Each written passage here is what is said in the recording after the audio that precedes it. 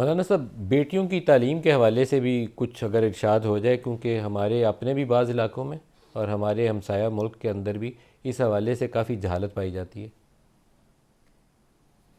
نہیں، بیٹیوں کی تعلیم علم تو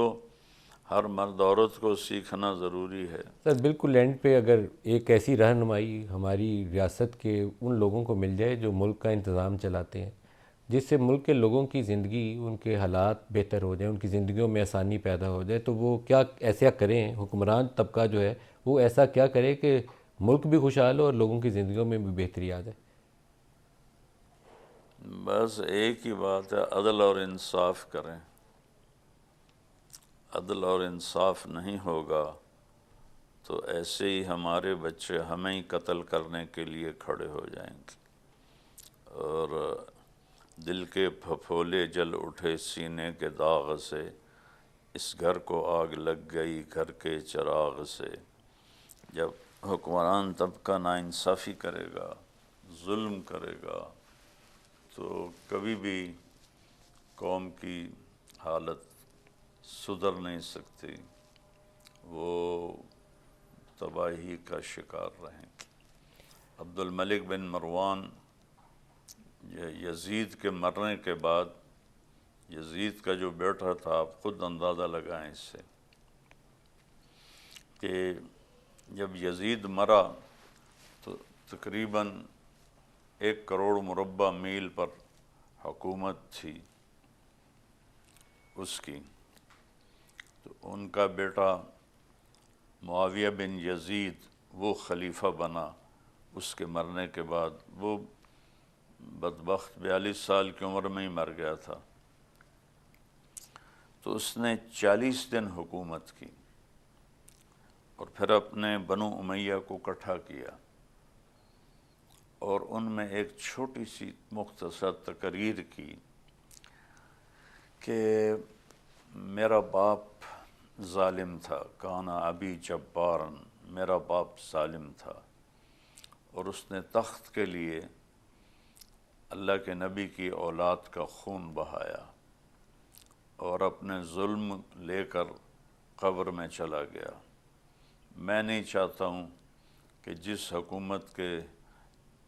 پایا تخت، جس حکومت کے تخت کے نیچے اہل البیت کا خون ہو، میں وہ حکومت قبول کروں، تو یہ ہے تمہاری حکومت، جس کو چاہو دے دو، میں استعفیٰ دے رہا ہوں۔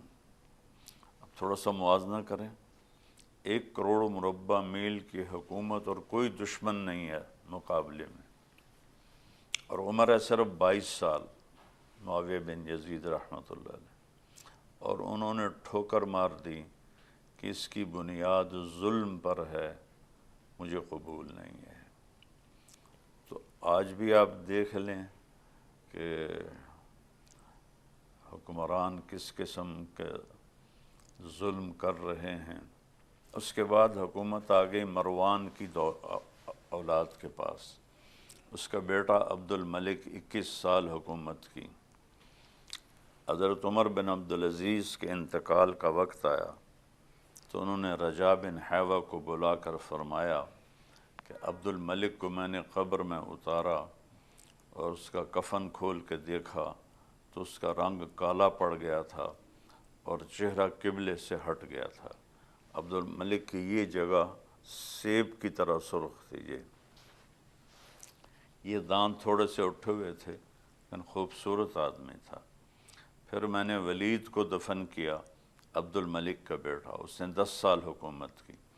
اس کا چہرہ بھی قبلے سے ہٹ گیا تھا اور رنگ کالا پڑ گیا تھا۔ پھر سلیمان کو دفن کیا تو اس کی میت کو جب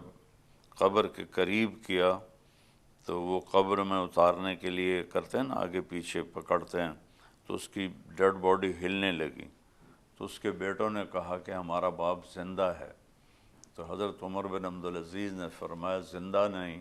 بل عجل اللہ بالعقوبہ، عذاب قبر پہلے شروع ہو گیا ہے۔ تو کہنے لگے جب اس کو میں نے اتارا تو اس کا چہرہ بھی قبلے سے ہٹ گیا تھا اور رنگ کالا پڑ گیا تھا، اور اب میں جا رہا ہوں تو میرا دیکھ لینا کہ میرے ساتھ اللہ کیا کرتا ہے۔ اب یہ عبد الملک، یہ ولید، یہ سلیمان، نہ یہ زانی تھے، نہ یہ شرابی تھے، نہ یہ راشی تھے، یہ خود نمازیں پڑھاتے تھے،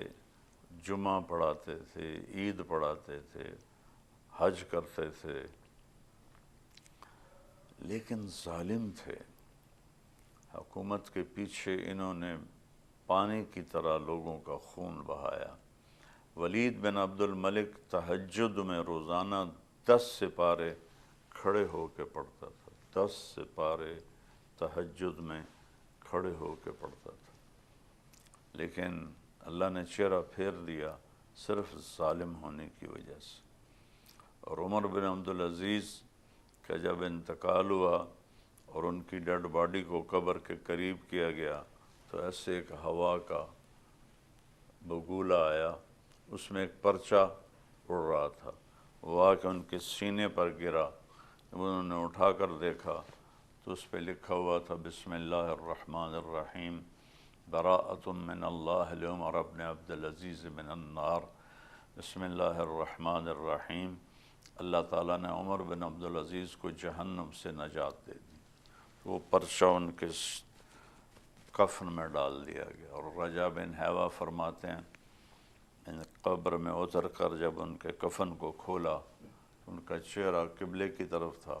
اور لگتا تھا جیسے 14ویں کا چاند قبر میں اتر آیا ہو۔ تو بس یہ میری درخواست ہے کہ جس ملک میں بھی عدل ہوگا وہاں خوشحالی آ جائے۔